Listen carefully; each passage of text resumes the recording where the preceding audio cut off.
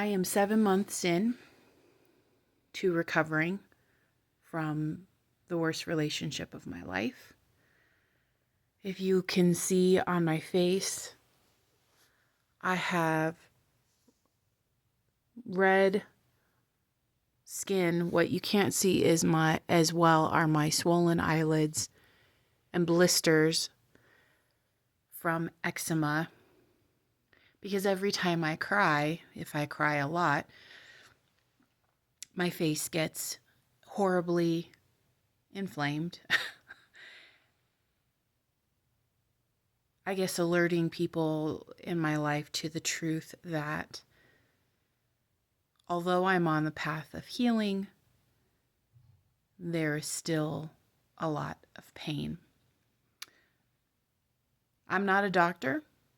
I'm not a professional. I don't claim to know the answers to everything. All I know is what things have been helping me and helping me find some normalcy. I'm going to start with one of the most simple things that I have been doing. As you saw just a moment ago, I took a very deep breath. One of the things that I have realized is that when you are in trauma, and a sociopath will definitely put you in trauma, at least mine did, your body is in constant alert. It's in fight and flight mode. And so you're actually holding your breath. And in holding your breath, the rest of your body is not getting the necessary oxygen it needs.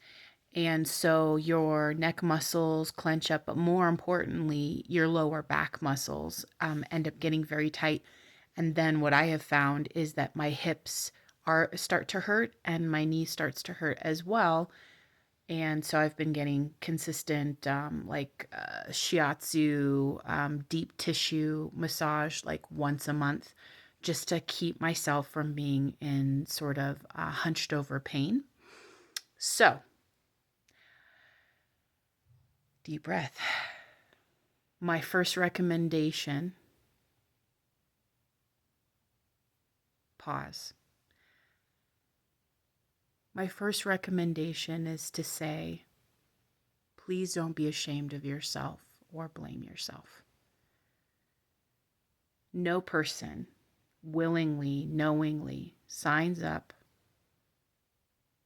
to be in a relationship with a sociopath. They're rather selected, chosen, groomed to be the future victim. Likely, if you're anything like me, you thought you met your soul match, a person who was all the things that you were looking for. For myself, kind, deeply spiritual, with tremendous faith and care for others. Misunderstood, perhaps, and courageous. That is not what I got in the end, because no one signs up to be abused. No one, no matter where you come from, thinks initially like, this is what I want from my life and I deserve to be abused. I really don't believe that. In fact, they get step by step warmed in a bath of water where if they had been dropped in it initially, they would have flown out. So I start there. If you are healing from something like a horrible relationship with, say, a narcissist, a psychopath, or worst of all, someone that is sadistic and has no compassion, you did not choose that.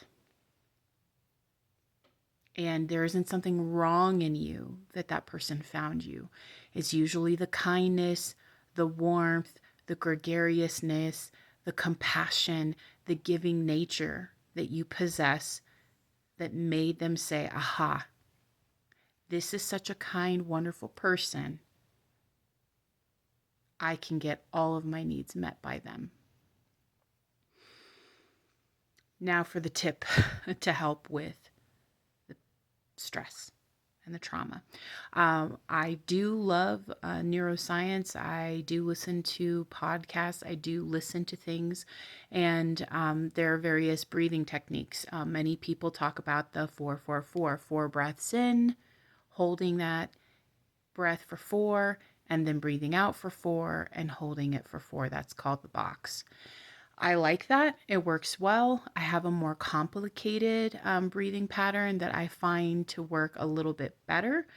And it just depends. In the past, I've coached, and so I sort of tailor the breath a little bit to what I think they need. And sometimes I switch it up so that their brain is really focused on the breathing and less on what's going on around them. It's as a bit of a distraction. So what I like to do is a deep breath in for 4, and then a quick breath in, hold your breath for 4, and then a breath out for 4, and then a hold for 4. So if you don't have time for that and you're at your desk and you're stressing out, remind yourself a couple of times a day to do a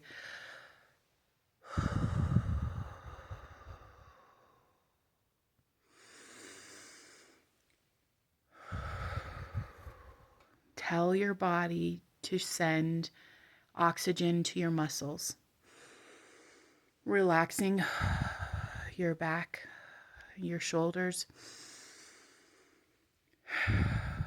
So, in for 4, quick breath in, hold for 4, out and hold. Ready?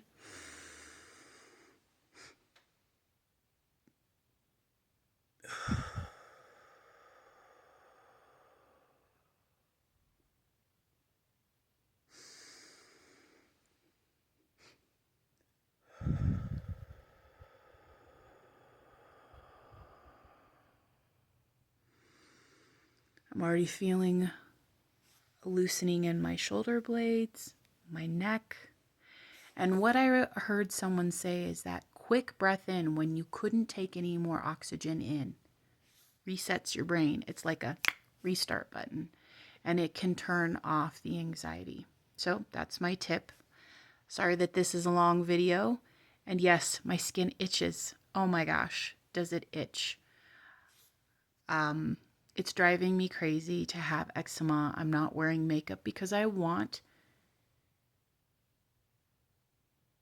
to say that there are parts of me that have struggled with shame, that want to hide it, that want to mask, that want to cover, and try to look normal and fine and okay. And then there is my body that says, you can't wear a black shirt, you can't wear an armband, you can't visibly be grieving the loss of everything. People would say condolences if I had lost a loved one.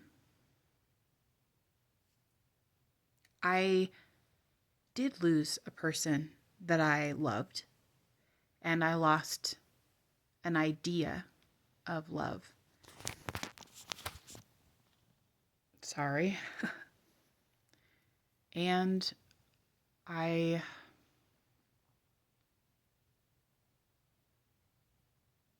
in a time of grief. A lot of good is happening, but still, a lot has happened, and unfortunately and fortunately, my face says I'm in grief. And maybe masking it isn't for my benefit. So, it's not your fault. You didn't choose this. Be sure to breathe.